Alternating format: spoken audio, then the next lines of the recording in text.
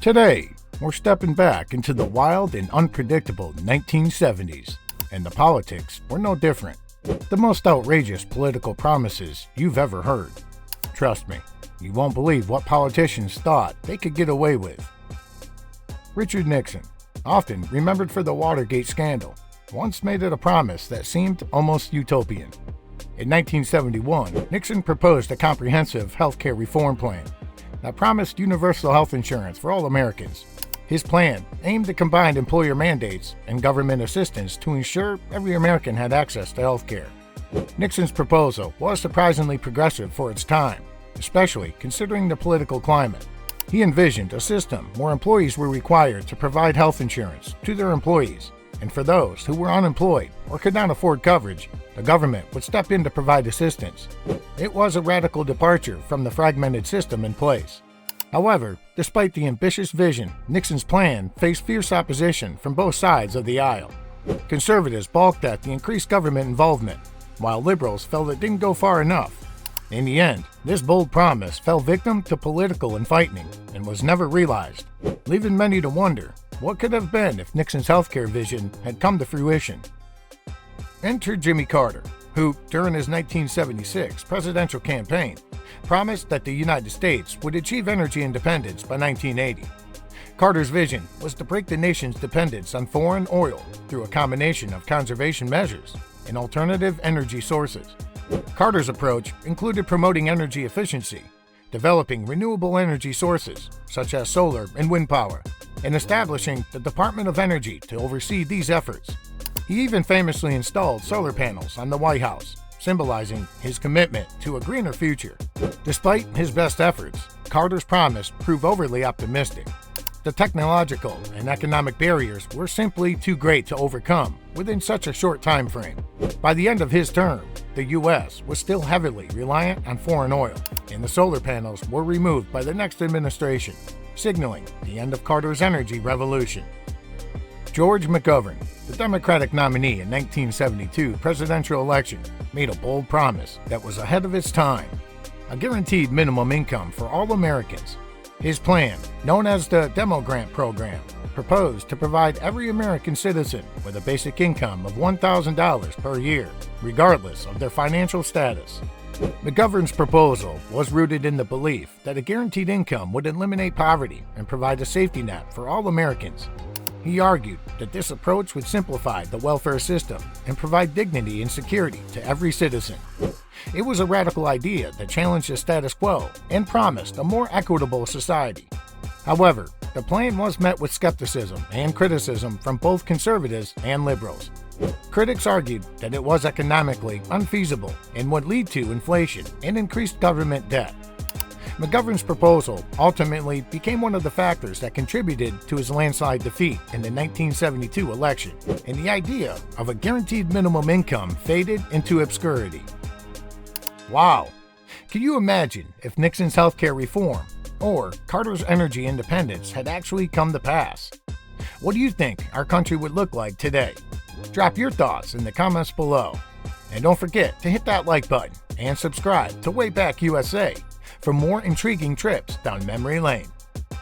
President Gerald Ford faced a daunting challenge during his time in office: rampant inflation.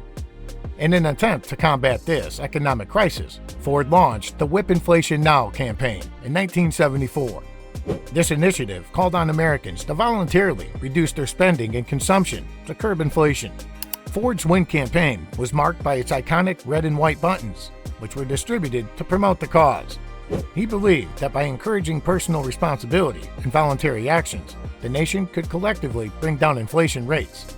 It was a unique approach that relied heavily on public participation rather than legislative measures. Unfortunately, the Win campaign was widely mocked and criticized for its lack of concrete action. Many Americans saw it as a simplistic and ineffective solution to a complex problem. Inflation continued to soar, and the Win campaign is often remembered as a symbol of the Ford administration's inability to tackle the economic challenges of the time.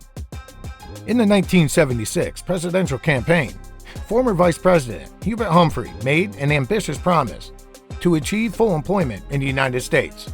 His proposal, known as the Humphrey-Hawkins Full Employment Act, aimed to guarantee a job for every American who wanted one, effectively eliminating unemployment.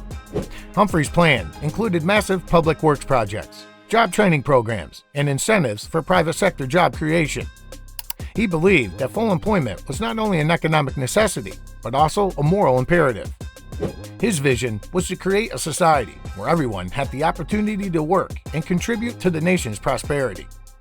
While the Full Employment Act did eventually pass in 1978, it was significantly watered down from Humphrey's original proposal. The final version set non-binding goals for reducing unemployment rather than guaranteeing jobs. The ambitious promise of full employment remained unfulfilled, highlighting the gap between political rhetoric and legislative reality. Before becoming president, Ronald Reagan served as the governor of California, where he made a bold promise to reform the state's welfare system. In the early 70s, Reagan pledged to reduce welfare dependency and cut costs by implementing stricter eligibility requirements and promoting work over welfare. Reagan's welfare reform included measures such as reducing benefits for able-bodied recipients and requiring job training or work as a condition for receiving aid. He argued that these changes would encourage self-sufficiency and reduce the burden on taxpayers. His tough stance on welfare became a central theme of his political career. While Reagan's reforms did reduce welfare rolls and cut costs, they also faced significant criticism. Opponents argued that the changes disproportionately affected vulnerable populations and failed to address the root cause of poverty. The debate over welfare reform continued into Reagan's presidency and remains a contentious issue in American politics to this day. These promises were certainly ambitious. Do you think they were on the right track? Or were these promises just political smoke and mirrors? Let us know in the comments. And if you're loving this trip through the 70s, make sure to share this video with your friends and subscribe to Way Back USA for more fascinating historical insights. Barry Goldwater, the conservative icon and 1964 presidential candidate, proposed a radical overhaul of Social Security during the 70s. He advocated for the privatization of the program, suggesting that individuals should be allowed to invest in their Social Security contributions in private accounts, rather than relying on the government-managed system. Goldwater's proposal was based on the belief that private investment would yield higher returns and provide greater financial security for retirees. He argued that the existing system was unsustainable and the privatization would empower individuals to take control of their own retirement savings. The idea of privatizing Social Security was highly controversial and faced strong opposition from both politicians and the public. Critics warned that it would expose retirees to market risks and undermine the guaranteed income provided by the traditional system. Goldwater's proposal ultimately went nowhere, but it sparked a debate that continues to this day. Senator Ted Kennedy was a longtime advocate for national health insurance, and in the 70s, he made a bold promise to achieve it. Kennedy's vision was to create a single-payer healthcare system that would provide comprehensive coverage to all Americans, eliminating the need for private health insurance. Kennedy's proposal included a government-funded program that would cover all medical expenses, from doctor's visits to hospital stays. He argued that healthcare was a basic human right and that a national system would ensure that no one was denied care due to inability to pay. His plan was inspired by similar systems in other developed countries. Despite Kennedy's passionate advocacy, his proposal faced a strong opposition from the healthcare industry and conservative politicians. The idea of a single-payer system was seen as too radical and was dismissed as politically unfeasible. Kennedy continued to fight for healthcare reform throughout his career, but his vision of national health insurance remained unrealized. In the early 70s, President Richard Nixon declared a war on drugs, promising to eradicate drug abuse and trafficking in the United States.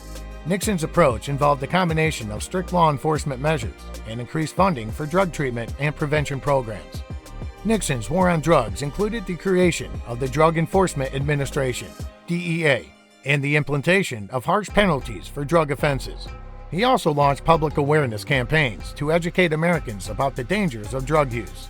Nixon believed that a tough stance on drugs was necessary to protect society and reduce crime. However, the war on drugs has been widely criticized for its unintended consequences. The focus on law enforcement led to mass incarceration, disproportionately affecting minority communities. Critics argue that the war on drugs failed to address the root causes of addiction and created a cycle of criminalization and punishment. The legacy of Nixon's promise remains a contentious issue in American society. In the 1976 presidential campaign, Walter Mondale, who later became vice president, proposed a comprehensive national child care program. Mondale's plan aimed to provide affordable, high-quality child care for all American families, ensuring that every child had access to early education and care. Mondale's proposal included federal funding for child care centers, subsidies for low-income families, and standards for child care providers. He argued that access to child care was essential for working parents and that it would benefit both children and the economy. His plan was ambitious and reflected a growing recognition of the importance of early childhood development. Despite initial enthusiasm, Mondale's child care plan faced significant opposition from conservative lawmakers and interest groups. Critics argued that it would be too expensive and that it represented an overreach of government authority. The proposal was eventually defeated, and the dream of a comprehensive national child care program remains unfulfilled. And there you have it, folks. 10 unbelievable political promises from the 70s that show just how bold and ambitious political leaders can be. Whether they were visionary or simply unrealistic, these promises give us a glimpse into the hopes and challenges of a turbulent decade. Which promise do you think would have made the biggest difference if it had been fulfilled? Let us know in the comments below. Don't forget to like this video, share it with your friends, and subscribe to Way Back USA for more fascinating dives into the past. Thanks for watching, and we'll see you next time on Way Back USA.